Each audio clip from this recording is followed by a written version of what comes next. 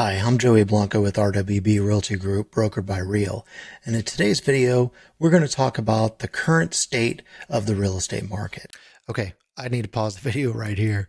As you've probably noticed, I left the cursor on my nose for the first part of this. So I can't fix it in post editing. So it is what it is. It should go away as soon as I change screens. But there you have it. Now, I am going to dabble a little bit into the nationwide state, but I'm also going to bring you into Oklahoma and talk about what Oklahoma is doing. It's really a good idea to get a sense of what's going on nationally as well as in the local market. So let's get right into it. So the first thing I want to talk about are interest rates. And let me minimize myself here, and I'm going to bring in another window. I'm doing this on Loom, so you're going to see some extra stuff on the screen, but that's okay. I just want you to get the information. So as of today, according to the Mortgage News Daily, the average 30-year fixed rate is 6.15. Now, of course, this differs from bank to bank, but we are looking at around 6.15, or let's just call it 6%. Now, if you look at the 30-year VA, we're a little bit lower. We can call that 5.75%. So that gives you an idea of what's going on today in the markets on average. Now, let me move that out of the way. Now, here you could see what the projections are. Now, according to Wells Fargo, Fannie Mae, and so forth, they are projecting that rates will continue to go down. Now, of course, this is a projection and not necessarily in concrete as to what's going to happen. Only the Fed can affect those rates by cutting the rate himself, and then the banks can choose to follow suit or not. Sometimes the banks will want to make a little bit of extra profit, and even though the base rate was cut, the banks, based on supply and demand, may keep the rates a little bit high. So if you see that the Fed is doing a rate cut and the banks don't follow suit immediately, then know that could be at play. But I digress. Let's move on. So, and here's some wise words from Jacob Channel. He's a senior economist with LendingTree, and he says timing the market is basically impossible. Now, we all know that. If we could time the market, then we would all be multimillionaires. If you're always waiting for the perfect market conditions, you're going to be waiting forever. Buy now only if it's a good idea for you. So when deciding on whether or not it's a good time to buy a house or not, I wouldn't look towards, well, let me see what the market is doing. How are interest rates? Is it a seller's market? Is it a buyer's market? Those are all fine questions, but the real question that you need to be asking yourself is it the right time for me to buy a house? And that's based on how much you can afford, what your down payment is, what does your job look like? Are you secure in your job? Those are the type of questions that you need to be asking, not market specific as for interest rates and so forth. So this is some good advice. All right, so these slides right here talk on a national basis. So the next few slides, I'm going to be talking about the national. And so the market is starting to balance nationally, which is good. Now you could see as of today, we are still in a seller's market. Now we are trending back up towards a balanced market. And let me real quick explain the difference between a balanced market, a seller's market, I'll move myself over here, and a buyer's market. And so in the seller's market, that means inventory is low, and the sellers have the advantage because inventory is low, demand is high, and they set the price. They're going to get multiple offers, and so you're less likely to be able to make a deal. Now, a balanced market is really the ideal market to be. And in a balanced market, as you could see on the slide, you have to be within between 5 and 7 months of inventory. And so nationally, it looks like we are working our way up towards a balanced market. And then, of course, a buyer's market. You could see the crash of 2008, the housing crash, where a bunch of homes were foreclosed on and inventory was out the wazoo, and home prices plummeted, and that was squarely in a buyer's market. But that's not where we are at today. Now I'm going to bring in Oklahoma real quick, and so here's what I look at for Oklahoma, and this is a service that I subscribe to. It's called Keeping Current Matters, and I can really dive in on the Oklahoma market. And we were just on that previous slide, we were looking at months of inventory, so I'll switch it to that. And we can see that the months of inventory, it took a while to pull up, we're sitting at 2.4. Now, it is slightly increasing. It was flat from March to May, but now June, July, and August, we're creeping up slightly. Now, 2.4 months of supply is a far cry from the fours, as you could see that the national average is. So really, Oklahoma is further down here, deeper into the seller's market. All right.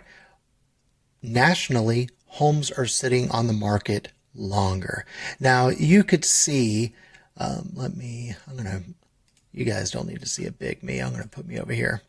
So you can see on this slide where the days on the market fluctuates. And really it fluctuates. You can see like during the holidays, homes will tend to sit on the market a little bit longer. And that repeats itself year over year. You could see during the summer, spring and summer, days on market comes down. And then in the winter, days on market go up. But when we compare August of 22 to August of 23 and 24, you could see that incrementally, year over year, we are starting to creep up. So homes are sitting on the market a little bit longer. It's not much, but it's a little bit longer. So that just shows that we are moving in that direction towards a balanced market. Okay, this slide shows the number of price reductions, and nationally, the number of price reductions is increasing. And so what does that tell us? Well, that goes along the same lines with the inventory going up.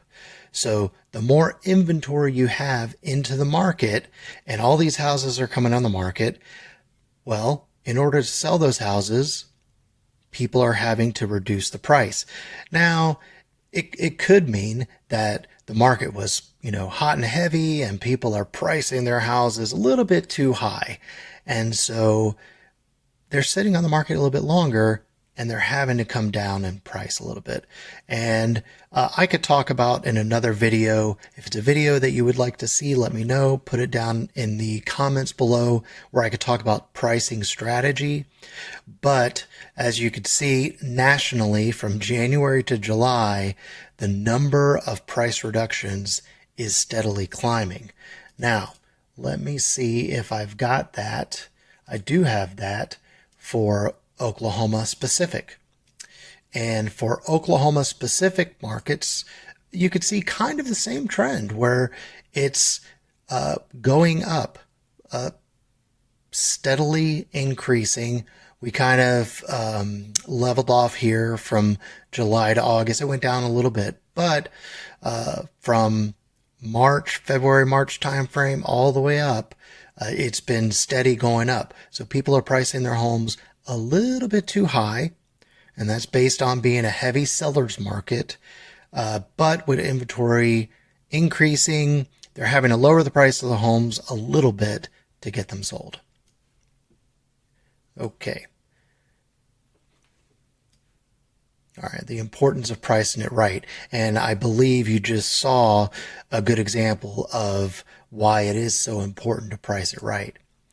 So home prices are moderating. You could see year over year, this is a national average. I do not have this for Oklahoma specific, but nationally, you could see that in January, February, March, in 2022, home prices year over year were, they were up very high. I mean, 20% increase year over year is very high.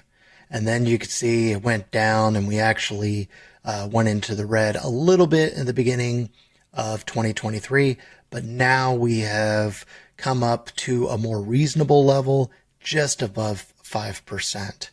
And so now, we're just talking about slight increases. And so people may be pricing their homes thinking that we're in the 20% range, when really now we're in the 5% range. And so you need to be strategic with your listing agent on pricing the home. So Lawrence Young, the chief economist at the NAR, says homes priced right are selling very quickly, but homes priced too high are deterring prospective buyers. And so the data that I just showed you also proves that. Okay, so this slide talks about, move me down here, why pricing right matters. Okay, and you could see, so this is where you want to be, right in market value. If you overprice your home, you're going to sit on the market longer. It's going to deter potential buyers, and big price drops can send the wrong message. Now, we've all been in the market to buy a home, and you see a home that's been sitting on the market for a little while, and you see price drop after price drop after price drop, and the days on market just are increasing and increasing. Well, even though it may not be true, your first instinct is to believe there must be something wrong with the house. Now, there might not be anything wrong with the house. They just may have priced it too high, and the market is just not going to allow for that high of a price. But all of our minds are, we could be skeptics at times, and we're going to think there must be something wrong with the house. So overpricing the house is a no-no. The same with underpricing it. Underpricing it, you're going to lose value, that you could have captured. If you sell your house for $250, or you list it at $250 and sell it at $250, and really you could have got $275, you're out $25,000. It's going to decrease your buying power when you go to purchase that next home. You could have had the extra $25,000 in your pocket. And then, just like overpricing it and bring lower into price, lower into price, lower into price, the same thing here on underpricing. If you are way underpriced on what the market value is, then people are going to think that the pricing is based on something being wrong with the house. And so you really want to work with your listing agent, your realtor, and please allow us to be your realtor at RWB Realty Group. We will go over this with you, and we will help you come up with a market value of your home based on the tools that we have, putting together a comparable market analysis of it. And we will sit with you, and we will talk it out with you and come up with the best price. Okay, enough about that. And then this is from the U.S. News, and basically it's just saying setting an unrealistically high price with the idea that you can come down later doesn't work. A home that is overpriced in the beginning tends to stay on the market longer, even after the price is cut, because, like I said, the buyers think there must be something wrong with it.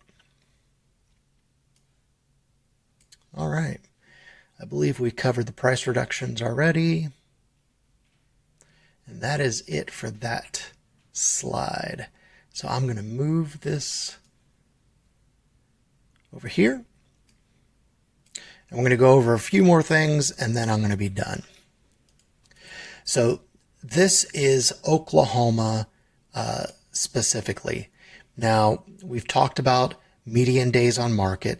Now, something that I want you to know about this number. You could see in the parentheses here, this is from initial listing to close date. Okay, this isn't initial listing to pending date. Now, really, that's the number that I like to see, is how many days did it take from the moment you listed the house until it went pending That's the number of days that I want to know. But that's not what they report. They report the number of days from initial listing to close date. And so we all know that it takes around 30 days once a home goes pending for the bank, assuming that you're going to take a loan to purchase the home, to close a deal. And so 39 days really is around 9 days. So from the time you put it on the market until the time somebody makes an offer and you have accepted that offer is really around 9 days.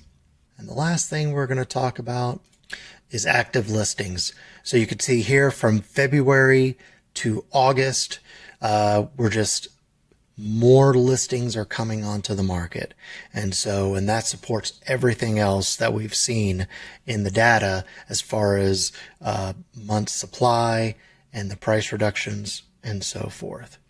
So I say all of that data to say that if you're in the market to buy or sell a home, please give us a call at RWB Realty Group.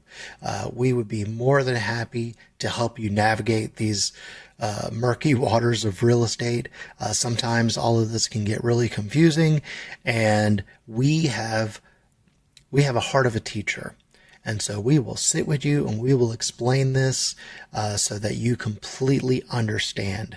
We will never pressure. We don't pressure sales anyone. As a matter of fact, one of our recent clients, I suggested that they not buy a house. I didn't think personally that they were in a good position to buy a house based on down payment and a few other things. So and I will give that opinion.